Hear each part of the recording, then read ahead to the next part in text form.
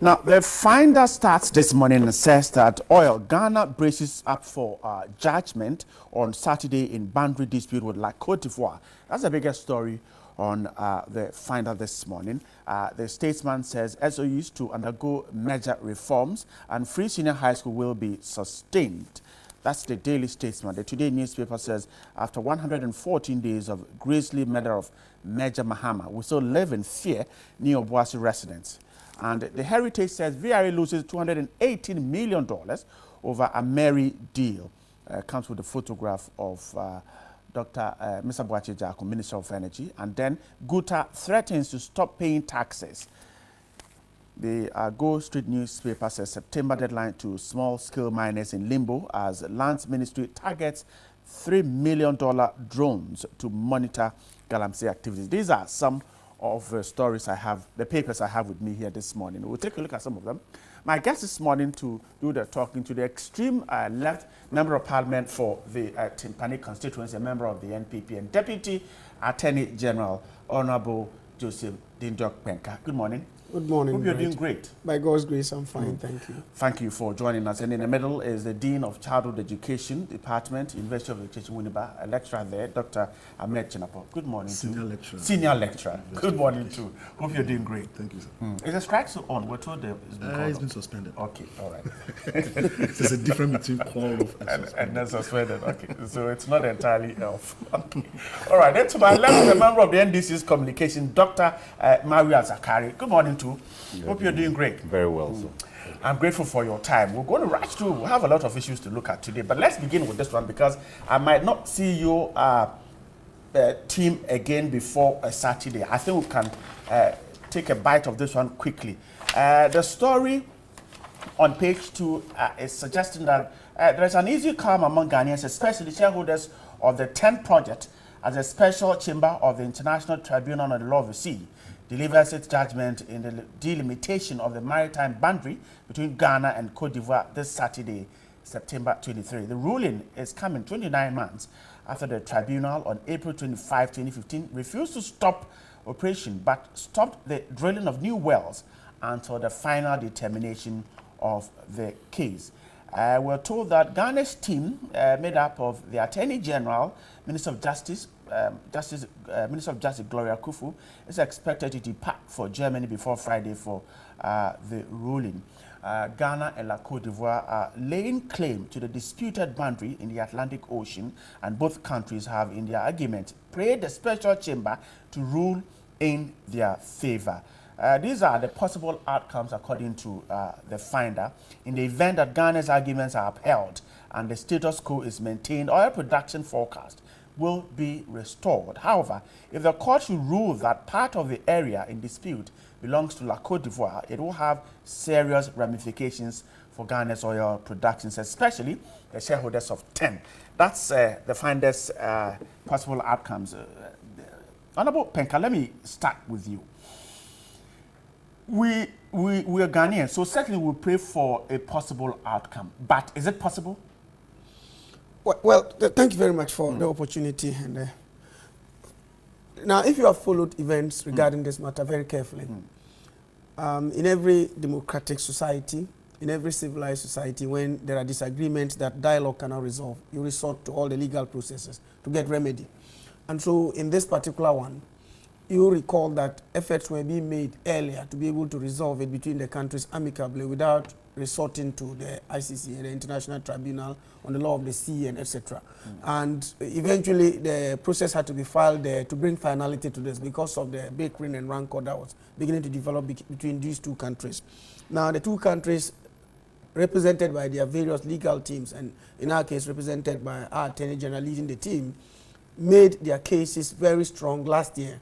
And then there was an adjournment later to September for the ruling to be given, which will be on Saturday. And the Attorney General will be departing with the team from Ghana today to be able to get to the place and prepare and then receive the ruling on Saturday. The possible outcomes that the newspaper has stated are correct.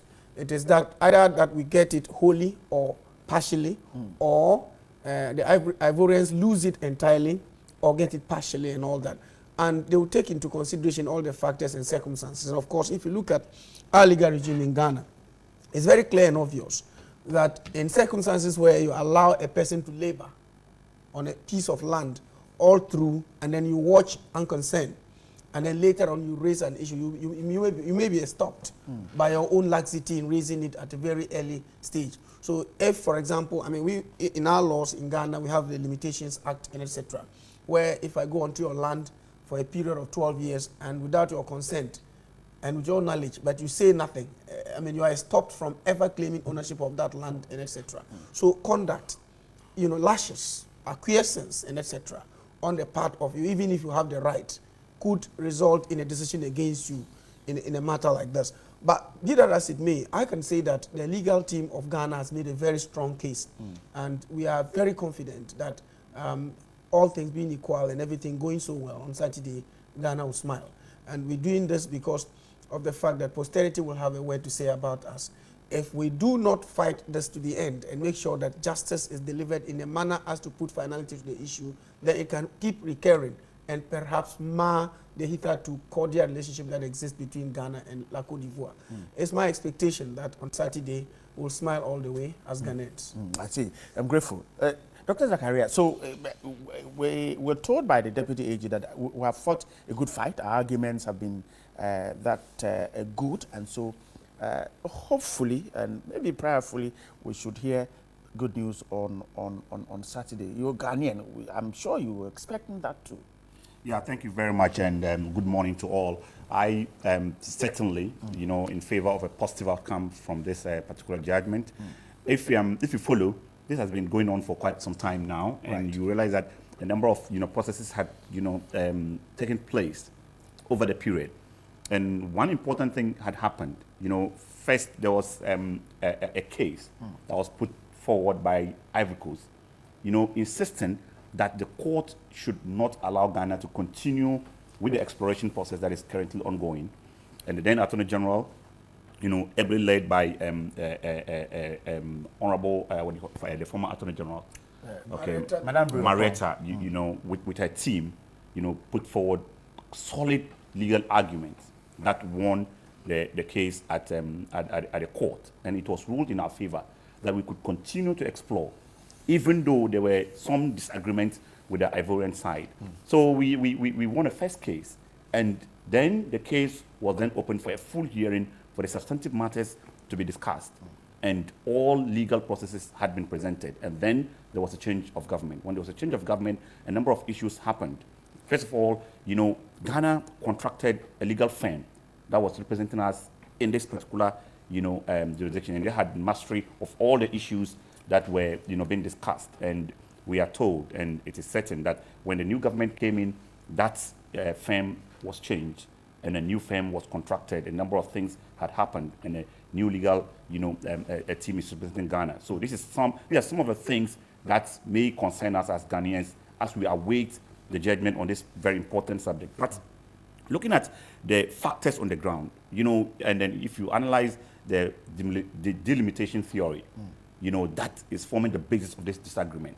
So first of all, there are two major, theories that are used in demarcation boundaries, especially when it comes to, hydro boundaries, boundaries that are made up of water and other, related, terrestrial, substances. So in this particular situation, if you use the first approach, which is just using the principle of the straight line, okay, when you use a straight line demarcating along the borders of the two countries, all the fields that are under contention falls within the territory of Ghana, okay, and this has been what is being used across the world. That is the standard practice across the world. Wherever there is a disagreement and there is a need for a demarcation to be done, that particular principle is what is used. However, there are other also accepted methods of delimitations of boundaries, and the Ivory Coast is arguing that they will not agree to the use of just the simple straight line in terms of the delimitation theory is concerned. So they would also deploy other methods of delimitation, which would ensure that some of the wells that are under contention will fall under their within their territory. And this has brought this big argument, okay? And like the Honorable Deputy Attorney General said, you know, they had no issue until these discoveries were made. Okay, that is even the one big issue. You know, you are there, this particular area had been held as a territory for Ghana over a long period of time, and there hasn't been any dispute, there hasn't been any argument until when these discoveries were made.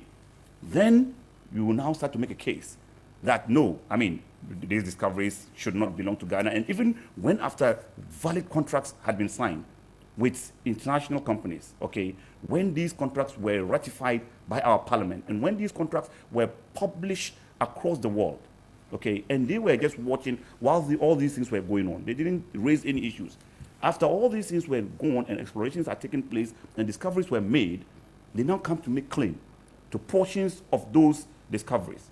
And Ghana at the time says, no, it's not possible, okay? So we try to use several approaches. We use dialogue, we engage with them. That led to the establishment of a special team under the Office of the President at the time of the JGM administration.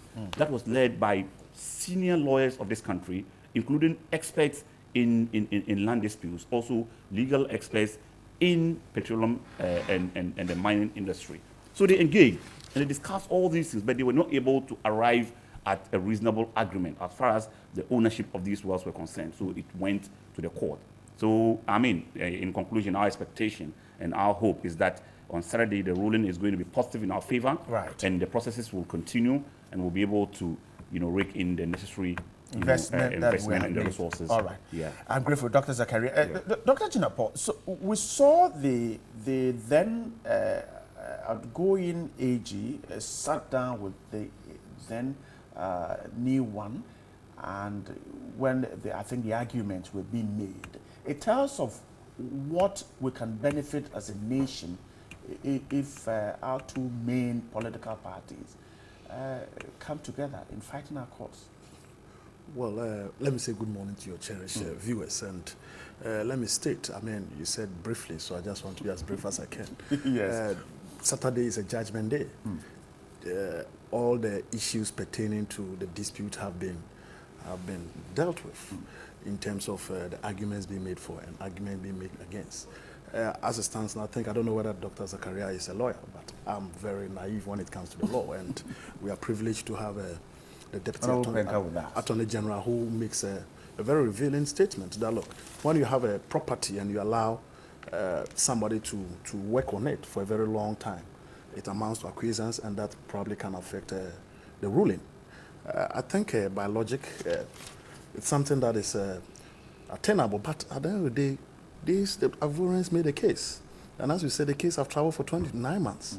They made a case, and I believe that the jury probably looked at the merit of the case before they gave them what audience. So it means that there's some merit in whatever case that is being made. So what might happen on Saturday is that, look, it either goes our way or it goes against us. But it's very instructive and in terms of the timing of this whole issue. If you remember, the President of the Republic did indicate that one of the means by which free SHS is going to be funded is through oil. And if it happens that we lose this case, it's definitely going to affect how we are going to finance free SHS. I think Ghanaians will have to brace themselves for any outcome that will come out of this issue. We might lose, we might what? We might win.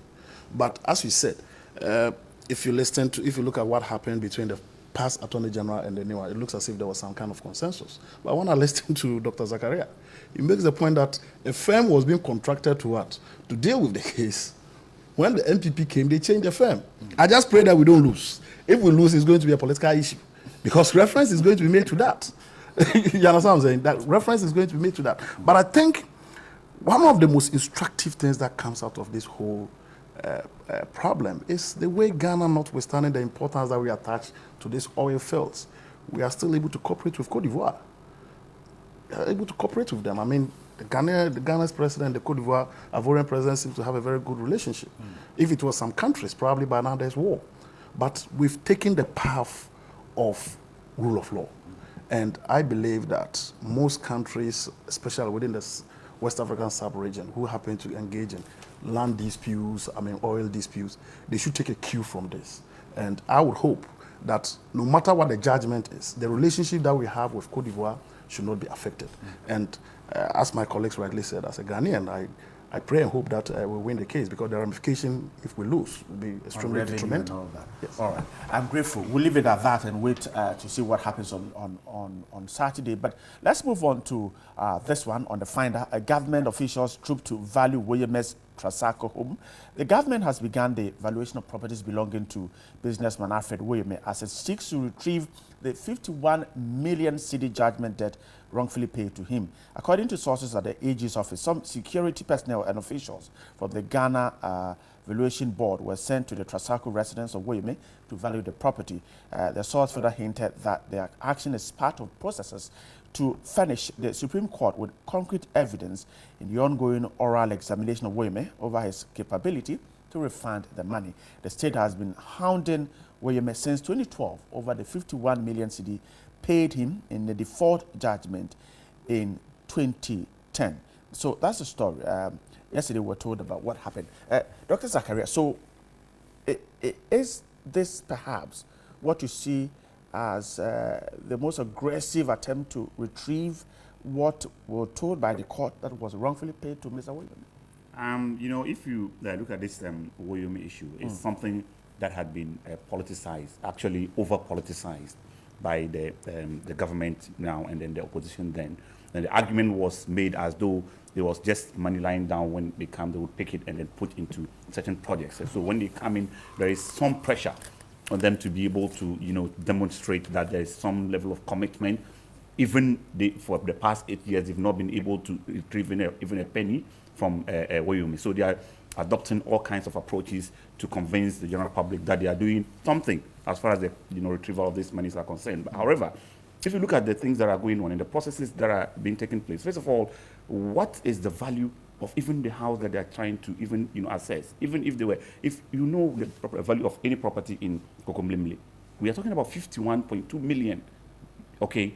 And then you are talking about a property almost, maximum of about $1 million or so, okay? So what do you want to achieve from that? If you get $1 million from 51 million, what is it? Is it all? Okay, so that's number one. And number two, the man argues that, and which is a fact, that he's made payment under the previous administration of about 4.5 million, okay? This administration, since they came in, they've not been able to retrieve a penny from Woyeme, and the case is in court. Now, this property, there is an argument about the rightful owner of the property in court. And the court at its last sitting requested for documents to ascertain the actual owner of this property. Mr. Woyeme had argued in court that this property was not his and it belonged to his brother, that he is just a tenant in that property.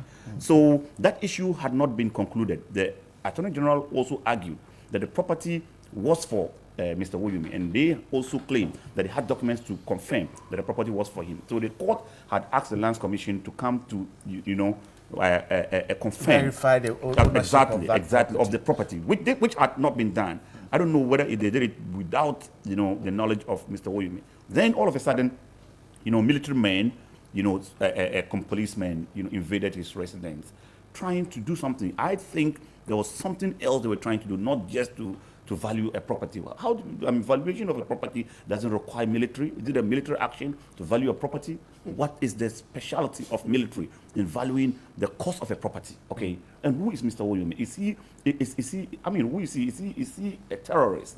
That when you want to go and value his property, you will need a combined force of military and police to go and do that. So I think we need to be told clearly what the objective was, what they went there to do. If they went there to value his property, I think it was wrong in the first place to go with that team, because we've not heard of any technical member of that team. All that we've heard is that it was a police military team that went to his house. Let me ask you this. You earlier on said that the property you are suggesting is about just a million cedis.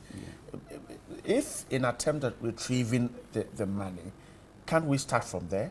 No, even if it's just a million cedis? No, we can, very well, we can. But I'm relating it to what had been said. And the argument was that 51 million, was always been mentioned as an amount of money that was being kept by somebody. And anytime we argued that there was a problem of financing of this country, as far as certain laudable programs of this country was concerned, they would say that we could easily go and take the Woyeme money and then put it in there. Now they are in power for 8 good months, and they've not been able to retrieve a penny. The NDC was able to retrieve up to about 4.5 million. In fact, it was the NDC administration that secured the ruling, okay, from the court to ensure that he made this payment, even though it was the same administration that also made the payment, okay. They haven't realized that they made these mistakes and made a payment. They also went to court and succeeded in getting a ruling that, made it an incumbent on Wyoming to pay back the money. And they have been able to at least get back 4.5 million. As we speak now, not even a penny has been retrieved from him. And they are chasing a property which is even in dispute, which cannot be up to $1 million Ghana cedis. Okay. Are you worried about the size of the security team that accompanied the Ghana Valuation Board, or you think that the Valuation Board could have gone there without security? Yeah, honestly, they didn't need any security because the man on record has never acted violently against anybody. He has cooperated with all the law agencies over the period. Doctor, are you speaking this on authority? This no, statement you are making, would come. I never resisted anything. No, you this would is on come. authority. But that's incorrect. You would prove it. What No, I have when is you totally at variance at with least it's incorrect. I am coming to you. No, So you will get a chance very to well, talk about very it. well. But what is on record is that he has never resisted arrest. He has never acted violently against any state, body, and going to his house for a purpose of valuing a property with a team of military and police is something that we don't really get. It's suggesting that we have something, there's a propaganda value to it. And I think that is the failure of the government to retrieve these monies from Wyoming, as they argued in opposition, that they are trying to justify, that they are doing something about it, and they are trying to say that they have even, gone there with a team that shows some kind of seriousness. The Ghanaians are smarter than that. We measure by results. It is only the outcome. It is only how much that they are able to retrieve from him, and how much those monies are put into other important programs that we will use to measure their effectiveness in ensuring that these monies are retrieved from Mr. Williams. So what is it that you said you disagree with Dr. Zacharias? See, first of all, there are a lot of things that I disagree with him. Now, it is not only that property he's talking about. You see, perhaps he's speaking because he doesn't have the facts available to him to be able to discuss the issue holistically. There are more than 10 properties we are pursuing. It is not only the one you are talking about. There are more than 10. There are others at Trasako, and there are others dotted across Accra. And we have shares belonging to him in other companies that we've gone for. So there are quite a number of them. So and the amount that military police to do. Hold on, I'll get there. There are so many other things that we are pursuing. And I believe that at the end of the day, we are going to have a very substantial part of the amount of money retrieved from Wyoming, based on the actions we are taking. How much so we have quite a number of properties, as I have stated. So and for good reasons. Yesterday was just one of them.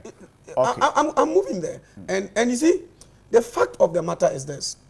In the past, there had been an attempt at Wyoming's residence, which was resisted by heavily built men in the past. I'm putting this on record. And this time round, you cannot go there with land valuation people and then people will chase them away. You go there prepared. Those soldiers did not go there to shoot or kill anybody. They went there to protect the land valuation people, to do their legitimate work based on experience in the past. So nobody was going there for any sinister motive. You see, again, just a moment. Just a moment. Even before you go, so a first attempt, you said some people drove. Let me tell you this, that even that attempt I'm talking about, that it was resisted, was not under this government. It was in your own government.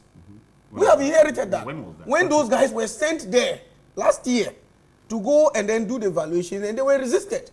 So we have learned from that, and we send these people to go and protect the people, to do their legitimate work. When the security went there, they did not go to intimidate anybody. Nobody has reported, and I have not heard from any person that they went there and did anything sinister. They did what was legitimate in the circumstances of the matter. But Bright, you see, as a country, we have a legal dictum, in fact, generally, which says that, loosely put, it's in Latin, but loosely put in English, it says that every litigation is in the interest of the Republic, that every litigation must be brought to an end. I mean, we cannot continue to have Wyoming discussed in Ghana every day on end. There must be finality. And to do this, we must take steps within the remits of the law. We have the rules of court, which we operate with. We have the district court rules, we have the civil procedure rules of the High Court, we have the Court of Appeal rules, we have the Supreme Court rules. All that we are doing are in line with the rules of court. that after you have gone in to do an attachment of a property, you do 5A processes. After the 5A processes are done, you get a court order for reserve price, you do the valuation and etc. And then you go for auction. There are processes that we go through. And so what we are going through now are legitimately captured within the remits of the law. Right. Unless somebody wants to tell me that what we are doing is not lawful. And I am saying that everything we are doing are within the remits of the law. And this particular issue of Woyomi, as my brother did put, I would rather he didn't go the way he went, because, you see, there was no propaganda on the part of MPP.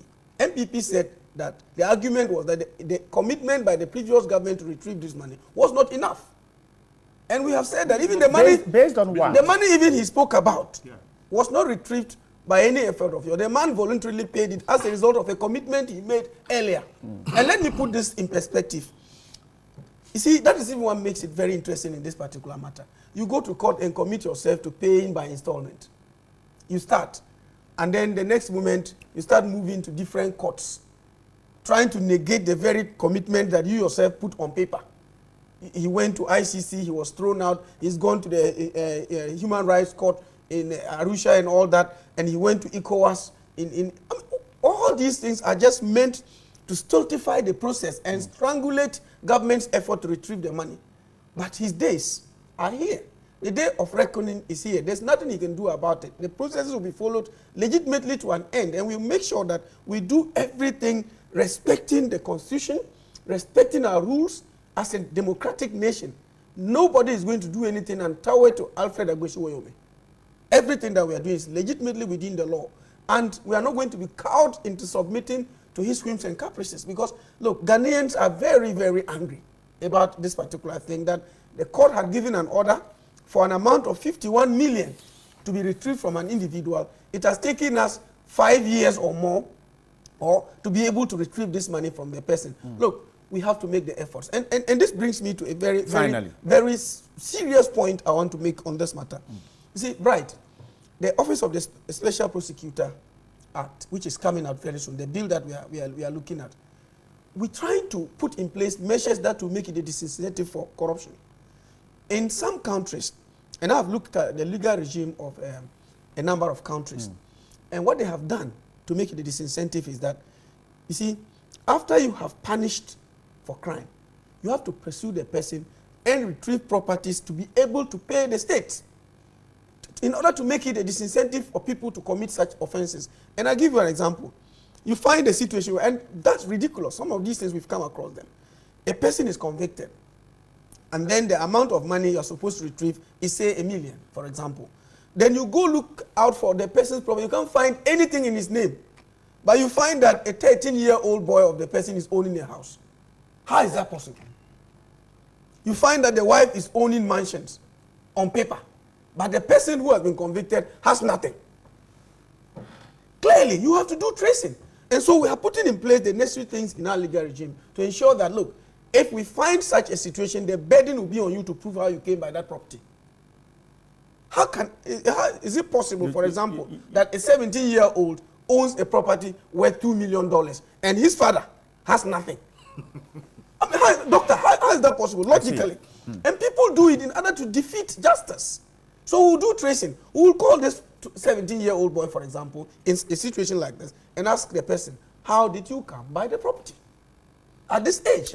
Is this not the very thing that a lot of issues have been raised about? This trying to trace and trace and trace and trace. Absolutely. But anyway, that is not for discussion for now. Yeah, Absolutely. So I'm sure it is going to generate a lot of debate, because some legal personalities have said that this is indeed not what they would want, but I guess some other time we'll find time to discuss it. So Bright, I mean, the summary, my real summary of what he has said is that at the end of the day, it's about how much you have retrieved. It's about the results. I'm saying that since they came in, not even a penny has been retrieved. And all these things that they have just not a started. penny. We are in the process. Don't worry. You had 4 years. We are just No, it's not that. We use less than a year. Please come in for me. Don't worry. Don't worry. The results will come. I assure them, yes. The results will come. Government says the processes have started to retrieve the money. Some issues have been raised there. Where do you stand in that? Well, before I speak to this issue, I just had a text message. I think I'm being described on your set as Dean of Department of Early Childhood Education. I'm not the dean. Okay. Early Childhood Education is a department. It's a department, and in fact, I'm not even the head again. I used to be the head. You used to be my the term, head. so Okay. I can be described as senior lecturer. All right. It's very important. Oh, sorry about within that. the context of winning by UW, okay. it's very, very important. But in any case, I think this Wyoming issue is one of the topical issues, apart from free SHS, that has transpired within the political arena for a very long time, and legitimately so, because Ghanaians were quite infuriated about money that was being given to this gentleman for no work done. And when I say no work done, by virtue of the ruling of the Supreme Court, it means that money was just given to him free of charge. But today, I think what we are discussing has to do with the mood and manner in which money is being retrieved from him. Based on the story that is being put out, and it's being confirmed by the Deputy Attorney General, that the military and the police who went there by virtue of what? A previous occurrence, where people went to value his house and macho men or well-built people drove him away. The question that I ask is it proper for military men to go into an individual's house? I think the police have that responsibility. That's it. I don't think that is the best way to go, and I even though I'm hesitant to condemn it, I think this shouldn't be the practice.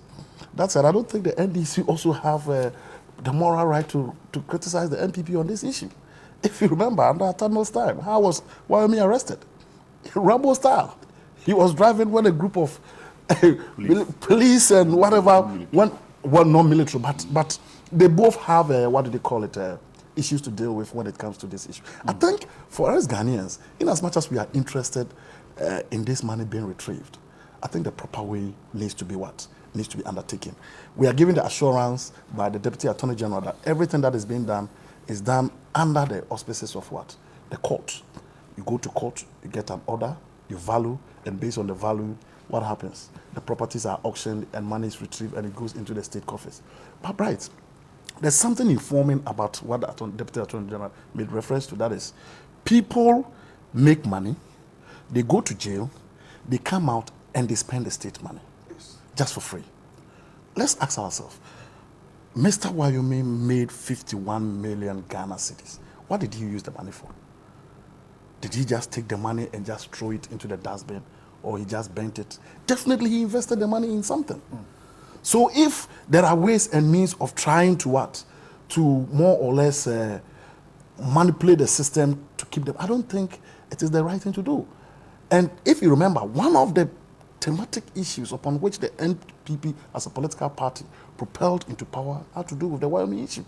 Because if you quite remember, Martin Amidu at a point in time said that if you want to get Wyoming's money, vote for NPP. Yes. He said that. Yes. So if today the NPP is going after Wyoming for the money, I support it. I support it entirely. And I want Dr. Zakaria to also support it. No, I do. I'm just. Let me just interested in finish. the results. I want Dr. Zakaria to also support it. However, the proper means and channel must be followed. He said nothing on Senator happened. It has been reported in the media that a policeman put a gun in the face of the wife. To his wife. I mean, what is this? Because we cannot confirm that that's what But it's in the tablets. That's somebody put a gun in the face of the wife. That shouldn't be allowed. Were there children in the house? In any case, if police or evaluator went to the house and they were being prevented by bodyguards, they could have been taken to court. In what capacity were they preventing them? Because if the person properly came there, you understand, the person properly came there, the court ruling, and you prevent, resisted. yeah, it's a contempt of court. So I think we should do the right thing. Wyoming must show sincerity, and if you ask me, I don't think he's sincere enough to say that he wants to pay the money. I genuinely do not think that. Based on what? Based on most of the things, he took another undertaking that he was going to pay the money in tranches. After that, he goes to all kinds of different courts, trying to block the payment of the money. And beyond that, I ask a simple question. The 51 million Ghana cedis, what did he use the money for? What did he use the money for? If he invested it in business, he should show us what investment was done and how the money disappeared. You can't just take 51 million Ghana and say you have nothing. You use the money for something. And I don't know what is going on with the oral examination. I thought at a point in time there was a call for oral examination where he was going to find out how he spent the money. I think it's very important and critical in this whole enterprise. But the onus lies on the NPP to try as much as possible to retrieve the money, because it was a campaign promise. And we bought into it. But once they do that, they need to be what? Mindful of not trampling on somebody's rights. Because Wyoming has rights. And I mean, even though he has committed an offense by defrauding the state, I don't think it is proper for military men to storm his house with policeman pulling a gun in the face of the wife. I don't think Ghanaians will. Let me give you the chance to react, because you had earlier said that these men didn't do anything as far as the information you have. He doesn't disagree with me. As far as the information you have, you say he didn't do anything. But he's saying that if indeed first valuators were prevented, and if it happens, they can go back to court. No. You see, what I want you to understand is this. That the court processes are supposed to be executed by court officials accompanied by security. Military. Security. No military. And security, you see... Security as in what? You see... military? Doctor, yes. Let me put this in perspective. For example... Let me put this... You said the men were there because of an earlier experience. That's an earlier experience. I've said that. I put that in and I challenge anybody to deny this. But the most important thing is this. So you feared saying?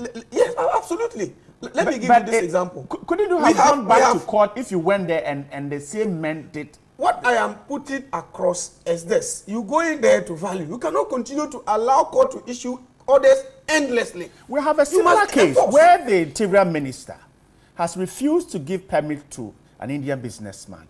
Even when the president will petition, we're told that no, don't petition the president. Go back to the same court. Is this not a similar one? What I'm saying is this. I think you may not be able to, you may not understand what I'm talking about, but what I'm saying is that it is part of the legitimate court processes to go enforcing the order with security. It's part of it. Let me give you this other example. You are talking about the fact that we shouldn't use military, we should use police only. Fine and good. Let me give you this example. We have Galamsey. In the previous government, military took part in fighting against it. In this government, we are doing same. Don't we have the police? We have. You see, whatever threatens internal security, so there should be a collaborative effort of the state security agencies.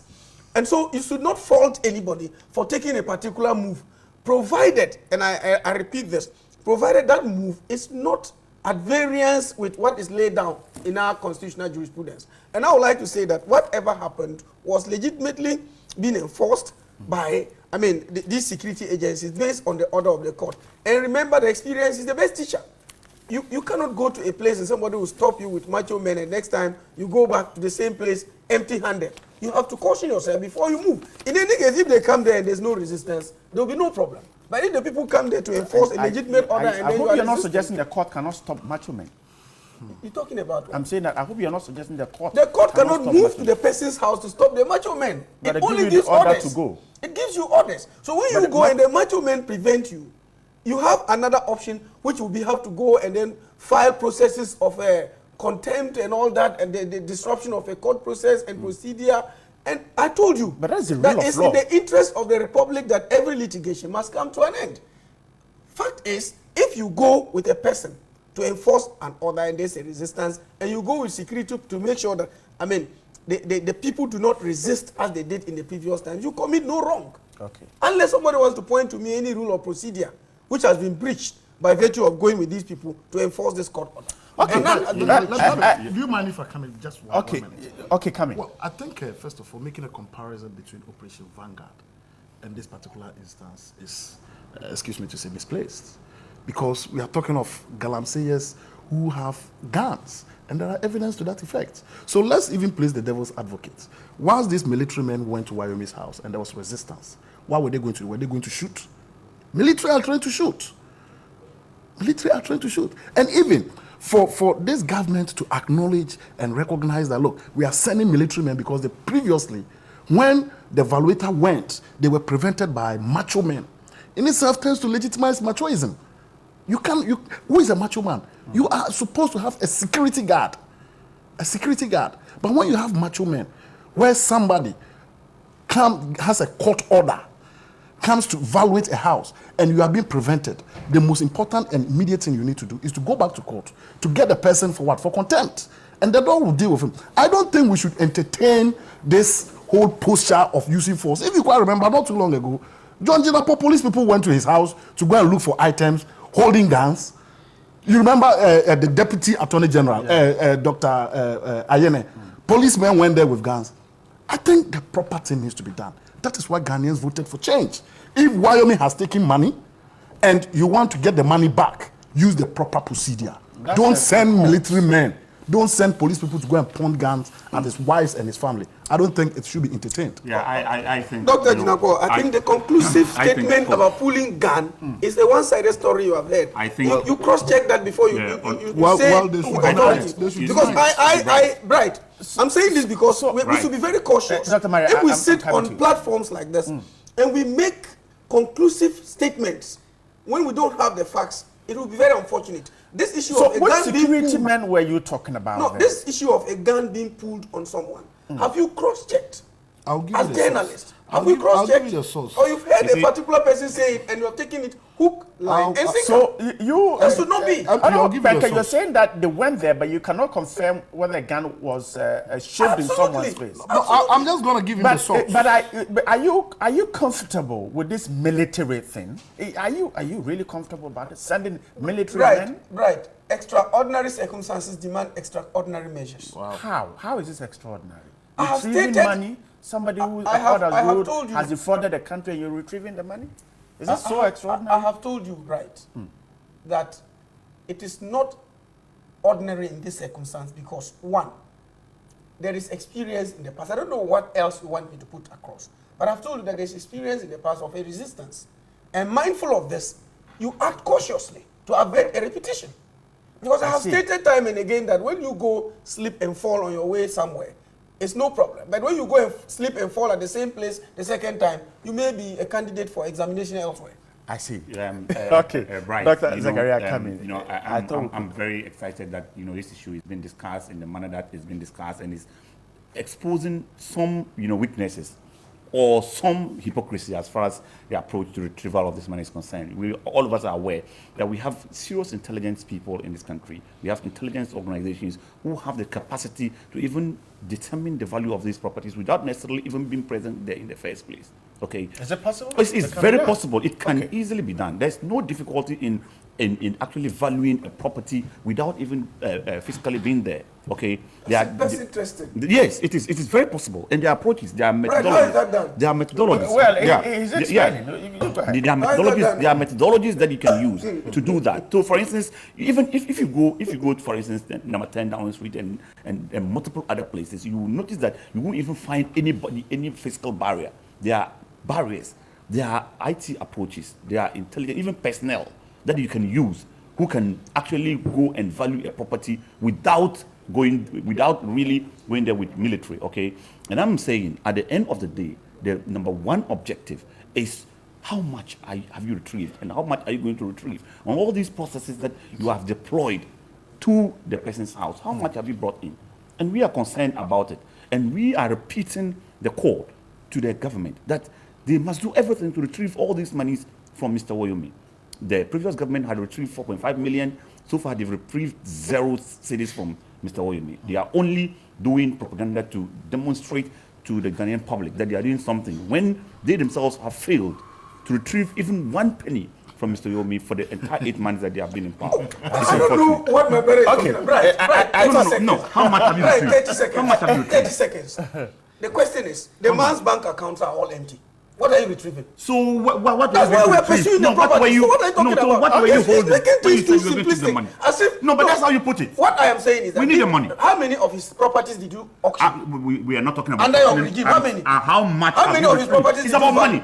You argued that the money was sitting somewhere. You could just go and pick and put it elsewhere. We told- Anytime, and you see, it is what Hey. you put forward at the time. Somebody said that is the hurting money me was now. sitting somewhere. We'll pick it. When Yes, we that come. was the argument. Who said Okay. so? I'm telling you. By who? What's said from Can I make from one one person? Okay, Right. let I'm me telling bring you, Dr. question. Jinapo in Right, before right, Johnny yes. will come. Very I think we could quickly. discuss a lot Very more. quickly, there's a Go ahead. story on Ghana Web on this one. It says that in a bid to prevent the security operatives from entering into some parts of his Trasacco home, which goes to confirm what the deputy minister was saying, Yeah, that there's other properties, there've been some attempt to prevent a police officer reportedly pointed a gun at Mr. Wayomi's wife, and this is coming from Rainbow Radio. So as to Police whether officer reported. yes, You see, even no, that's what I'm saying. conclusive. No, That's not That's even. why I said That's not it's even. not the- alright. That's not Deputy even. Minister, Deputy Minister. It remained in the realms of speculation. That is not even All the right. subject But of the discussion. but you see, the point is this. It's even a side issue. Right, No, right. it's even a side Let me issue. Let's conclude. not even. It's a complete red herring in shift this it matter. to that It's place. a red It's herring. a The side The point issue. is substance this. of the matter is not relevant. Where's the money? Deputy Minister, Yes. the point is this. Let's face it. We are all Ghanaians. All four of us sitting here want Wayomi to pay back Ghana's money. Sure. But the truth is that once we are doing this, we need to be cautious in the way we go about it. That is my only play. We need to be cautious Johnny, in the way good morning we go once about again. it. Agree with this. Come in Yes. quickly. I thought we could deal with a lot more issues, but we're already hitting Sure, I the mean, top of we're mistaking over the country. Huh? Just as the minister said, I guess we should come to a finality on Wayomi one day. Anyway, Senior Vice says, good morning, TV3. I'm surprised that ministers are now going round to identify problems with the schools. Is it that there's the best way to implement a policy this nature? Should the innocent students be sleeping on corridors and dining halls before they now plan on putting up structures? Are they now realizing that the progressive approach was the best way to go? We keep joking in Ghana too much. Crosby in Hohoy. Emilia in Osawasi says, hi, Ghana. Free SHS is launched all over Ghana. Think of the monies involved in all of these launch. Can't the government find something else to do for the good people of Ghana? Is the country only about free SHS? Fewer prices, cost of living, some communities without vital social amenities, and so a so-called free SHS is said to be implemented. We're happy. God have mercy. Greetings, Nana Kwesi is the current Vice President of NDC Ashanti. Thank you. Let's every Ghanaian pray for the Black Stars Team B. I hope they will make it for us. Okay. Good morning, TV3. Please tell the government to take its hands off operations of VRA and stop spoon-feeding the IPPs with fuel purchased by VRA. If the government wants to judge VRA's performance, it should first of all give them a fair playing field. Then it can do a better judgment. A competent government doesn't sell its assets, but rather builds more companies. Alfred in Zuarongo. I want to know the difference between legal mining and illegal mining, and which of these activities is degrading the lands and destroying the water bodies. Michael in Amasaman. And Bright and your able panelists. In fact, Wuzalgo Peace Building Project, a registered... Okay, so I don't get... Where is this going? Okay, thank you very much.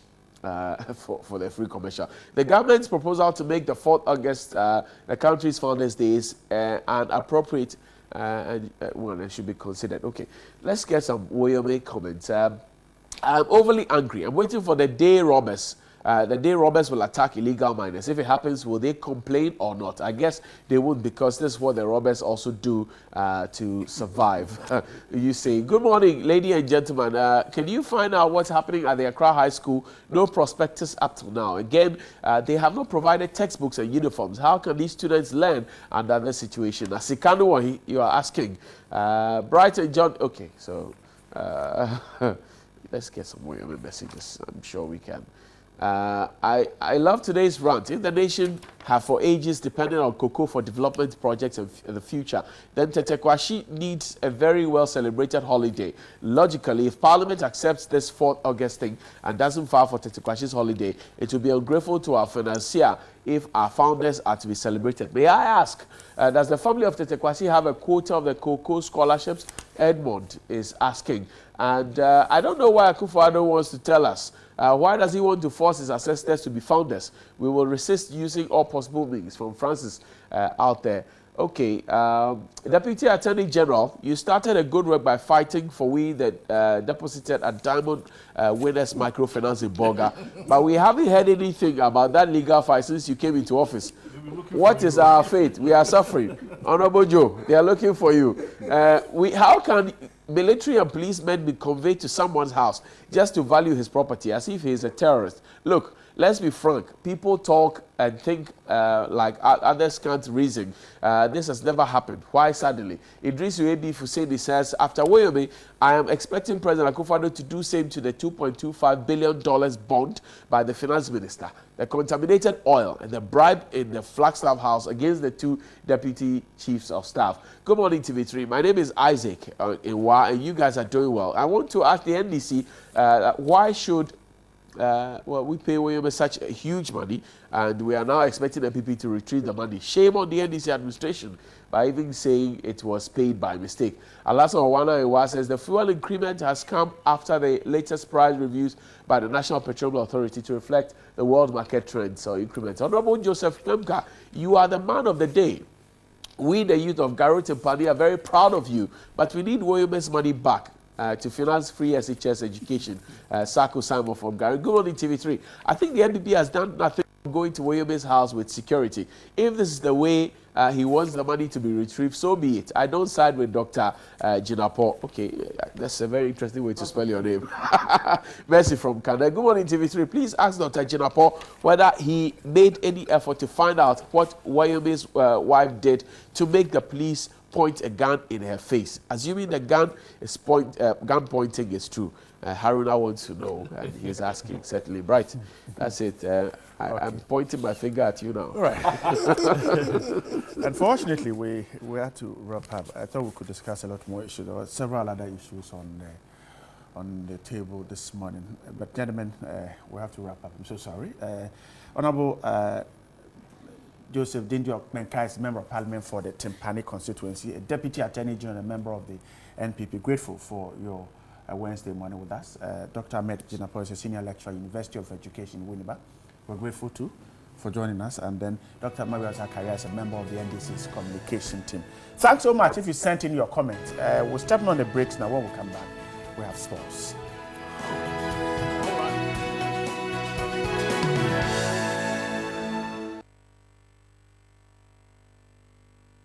Welcome back, and thank you very much. Let's talk about writing, because the Ghana Association of Writers, they put together a very special event.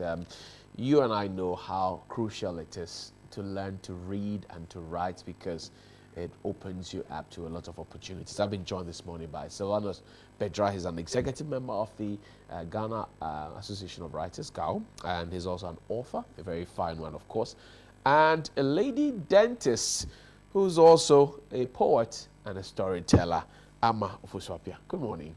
How are you doing? I like your dedication to time. Spot on. Thank you. That's a mark that not many people have. Thank you. And I'm proud of you. Congratulations.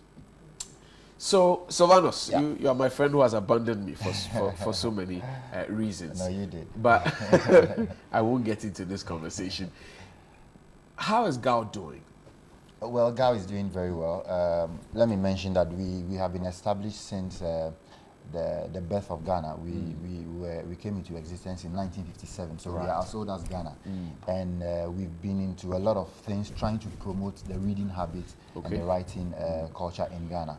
And this is one of the programs coming up, which is the Ghana Association of Writers Book Festival. Right. It's one of the programs that we are using to promote reading and, of course, empower Ghana through reading. As a philosopher once said, no matter how busy you may think you are, you must find time to read, or you surrender yourself to self-trust and ignorance. So we try as much as possible as an association to get people reading. I mean, the notion is that Ghanaians don't read. And as that national body of writers, we also believe that it is our duty to get people reading, and for that matter, drawing them to our product, which is the book. Amma, you're a dentist at the I am. Trust Hospital. Yes. You have your job, you have your money. Why would you choose to write and tell stories and be a poet? What exactly is in it for you? It's nothing really in it for me except that it's enjoyable. It's a passion, something outside of the office. Right. We have the Ghana Association of Writers. Right. We have a monthly meeting Okay. at Powerhouse where everybody who has any literary interests comes there. Okay. People read. I read books. I read stories out of books. Okay. I read some poetry. People come in and read poems that they've written. They read from excerpts from books that they've written. So it's just an outside passion of mine. Interesting, though. How long have you been doing this alongside medicine? Reading? Yes. Oh boy, since I was in class 2 probably, or class 1. Yeah. These days, I mean, people want to become doctors like yourself, and so they are just fixated on their course books and not extracurriculum activities and other books. What do you have to say to them? Well, There's a whole world out there when you read. You know, you build all these pictures in your mind. It takes you into any part of the world that you want to be, even into outer space when you read. Right. And that's why I like reading. Yeah, and I read everything, children's books especially, mystery novels. Yeah. And So Savannah, let's talk about publishing. For example, you put together your pieces, Yeah. then publishing becomes a dilemma because the funds are not there.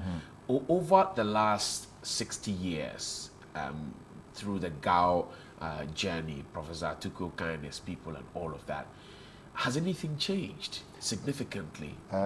There's a witty saying that to write is human, but to publish is divine, which of course explains the point you are trying to make. Of course. As I said, I believe that a lot of people are into writing now. A lot of young people, for that matter, not just the old folks, but the young ones. That's why you take books like, the novel, the African Writer Series, and you see a lot of young people getting into writing. And so I believe that trend has changed, and because we are taking over, we are inspiring people to get into writing. When you go to senior high schools, which I've been doing some tour, I see a lot of them who have written a book and they are finding ways and means to get it published.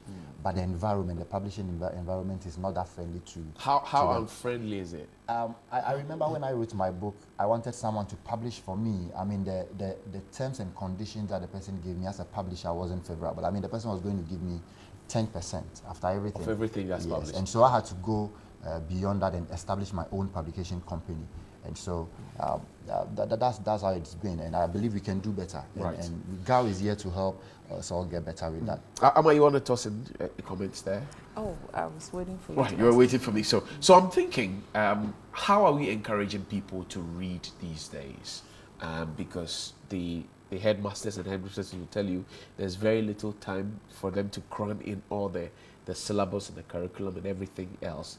So there doesn't seem to be extra time for people to read. Unlike when I was growing up, you had even a period dedicated to reading, as part of the timetable. How do we encourage people to read? Because that's a big bane for you, isn't it?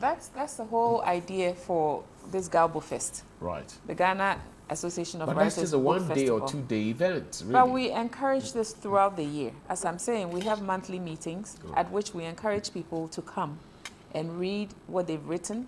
We help them to launch their books where necessary. So that's the whole purpose. Tomorrow's event is going to be a large event. We're encouraging parents to bring their children.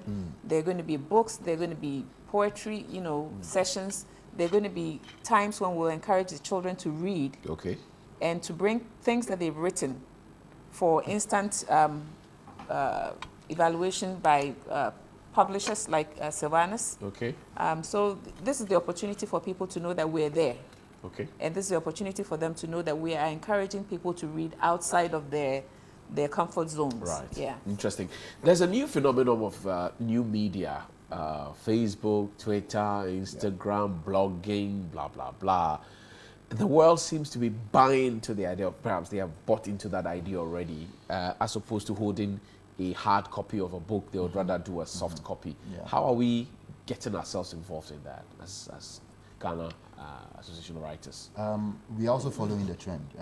Even the old ones are on Facebook and Twitter and using all the soft copies. And so we are not just focusing on the hard copies. And over the years, whenever we have Gabo Fest, we sometimes bring in people to educate us on the e-books. And this year, we are also going to have the same kind of seminar. But I must say that Gabo Fest is focusing on promoting reading in the atmosphere of fun. And so if you look at activities that are lined up, we even have some comedians passing through to read to the children. And we have programs like face painting, because people believe that reading is tedious. Right. And it's not, they want to believe You that want to it's make not it fun. You want to make it so fun. what are to you doing get them. tomorrow? Give me a lineup of the activities. So there will be book readings. We're going to have the writers like Kofi Akpabli. I'm sure you know him. I do. Damwa, they've been into so Nana, many. Semitically speaking. Yes. Kapochichi and Wafasi. Absolutely.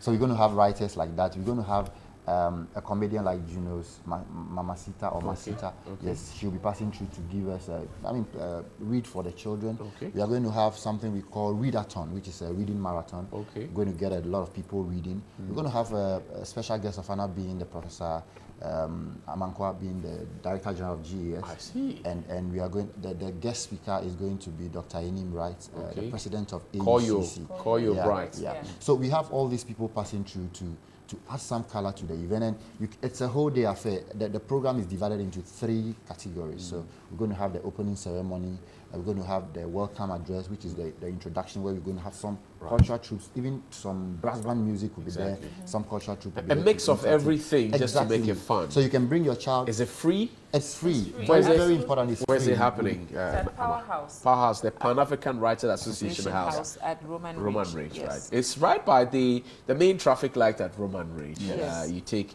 a left hand Start where Accra Girls. Choice FM used to be, Accra Girls. Yeah. You take a right hand and down Exactly. into it, right? Yes, it's going to be absolutely free. What time? And it's from 8:30 to 5:30 tomorrow. I see. 8:30 a.m. to 5:30 p.m. tomorrow. And everybody can attend. Any What should and they wear? everybody. They should Anything. feel free. Usually African writers, they'll have some smoke and stuff. No, It will all be there. It's all allowed. And there'll be stalls where people are selling their books Right. at a discount. Right. And people will be autographing their own books that they've written. Oh, So okay. it's going to be a whole lot of things. Parents can bring their children. We'll have a children's section. Yeah. You can bring your child and leave the child there while you browse around, have some fun, and the kids will be thoroughly entertained. That's good.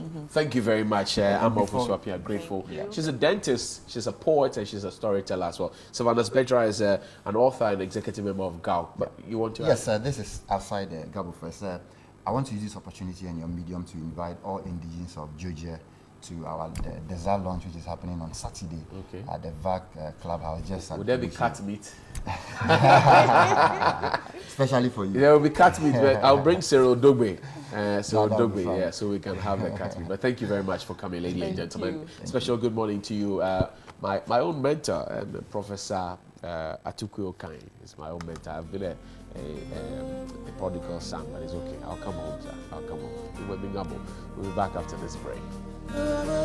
Welcome back. The Ghana Union of Traders Association is threatening not to pay taxes if government fails to get rid of foreigners in retail trade. This morning they are here. They'll tell us why they want to do that and how foreigners in retail trading is affecting their businesses.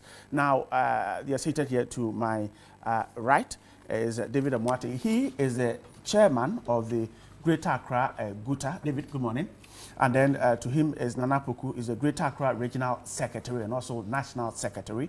Nana, good morning too. Good morning. And then Nana Kwabna Pepra is the first vice chair of Guta. Good morning, gentlemen, once again. So let's start from here.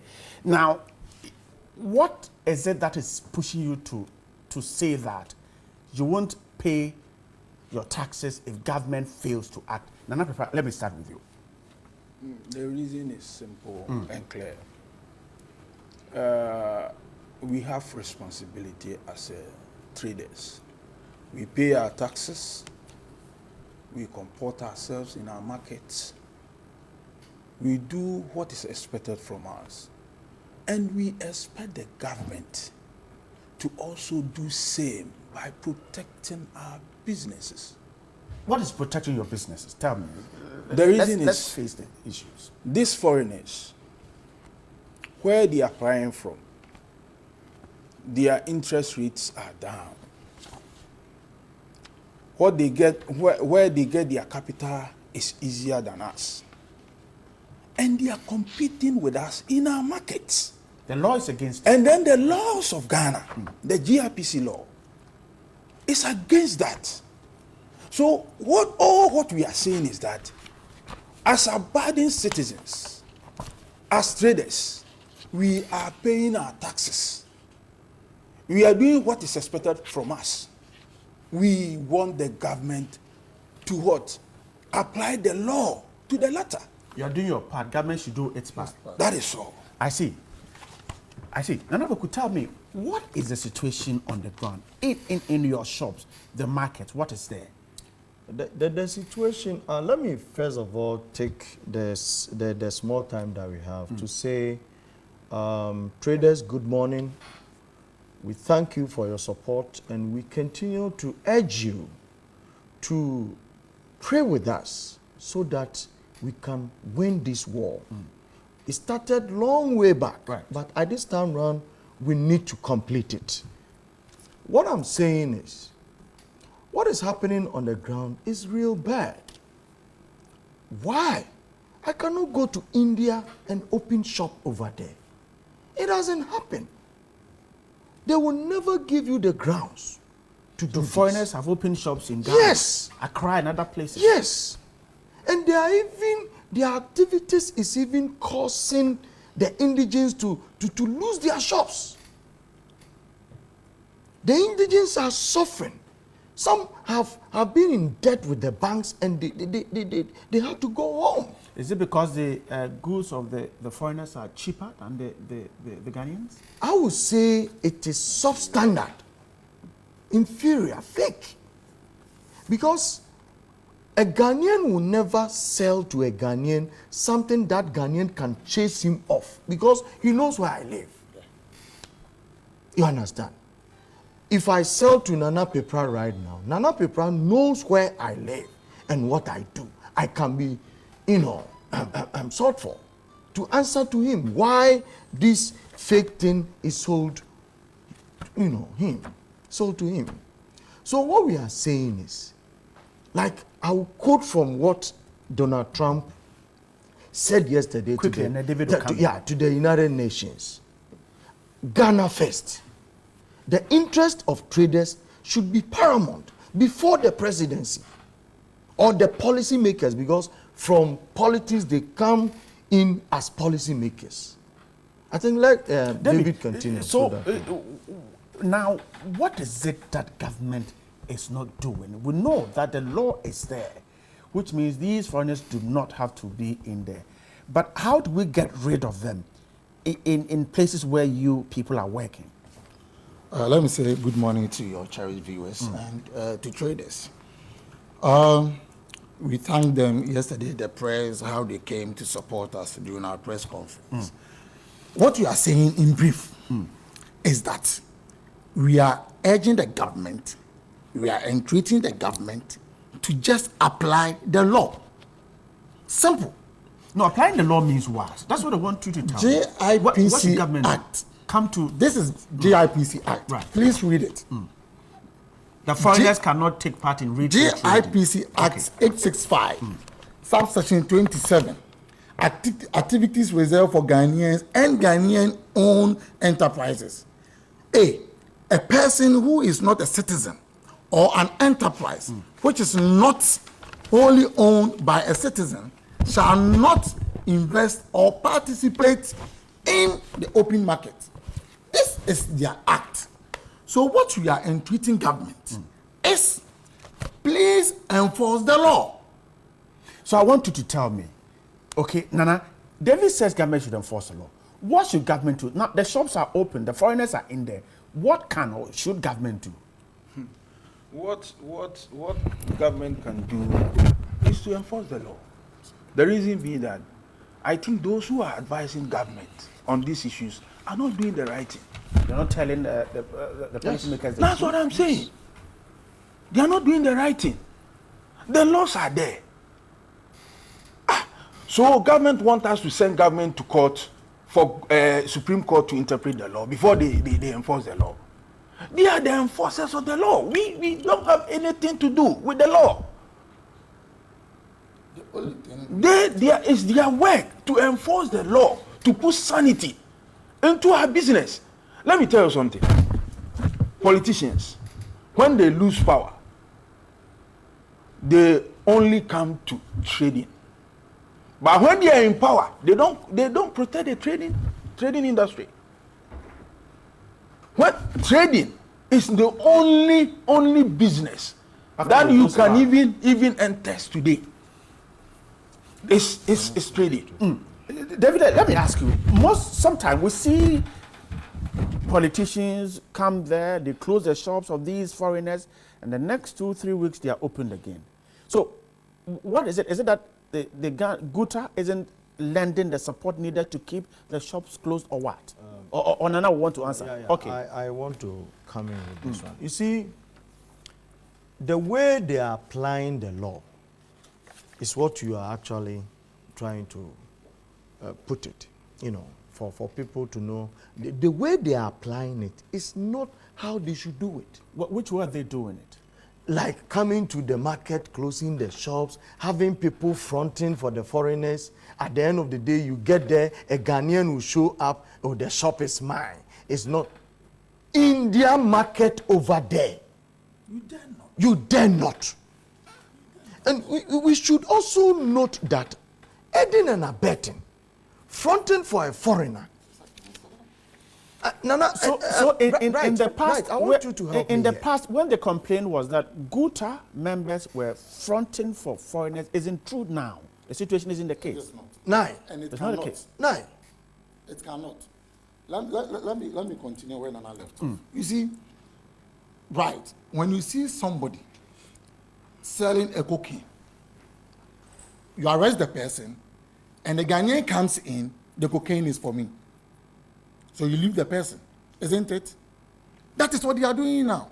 And what we are entreating government is that if they allow these foreigners to come and compete us in our business center, then we are also telling them they should open the floodgate.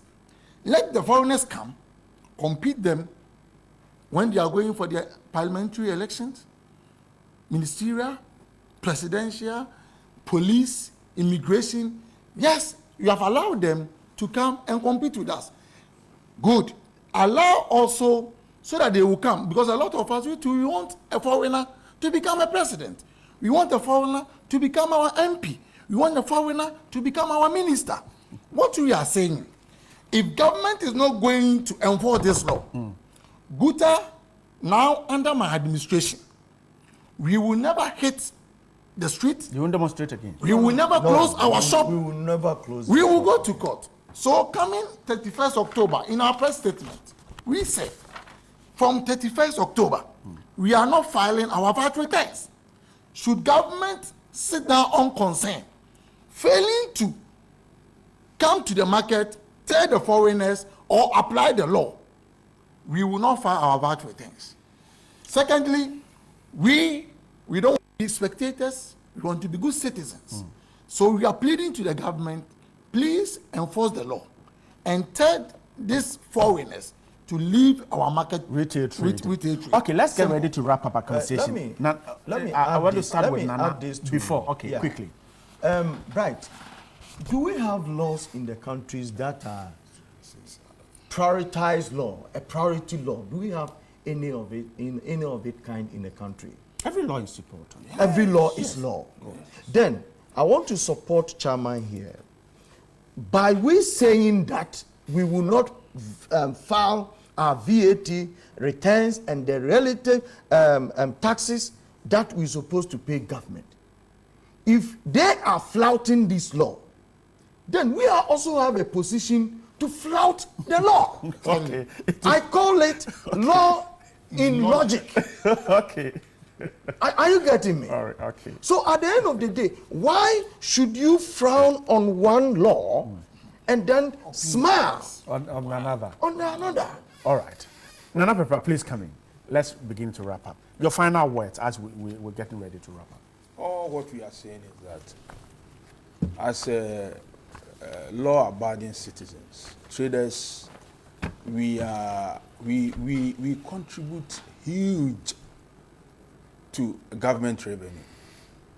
I think last time you heard from government that within a month or a week, they have got about 56% of their revenue.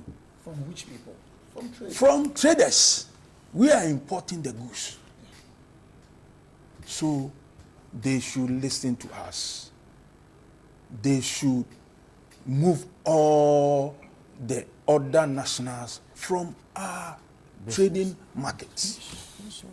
That is all. All right. I'm grateful. Nana Kwabena Pepper is the first vice chair of the Ghana Union of Traders Association, Greater Accra.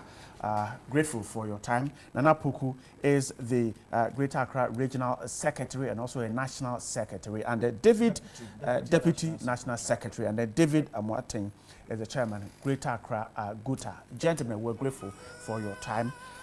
We'll follow this up and see what comes out of it. Well, We're grateful that you stayed on the show for today. It's a Wednesday. That's how we're wrapping up for now. My team members are already retired. We'll see you tomorrow. Have a great Wednesday morning. We hope to see you on Thursday morning.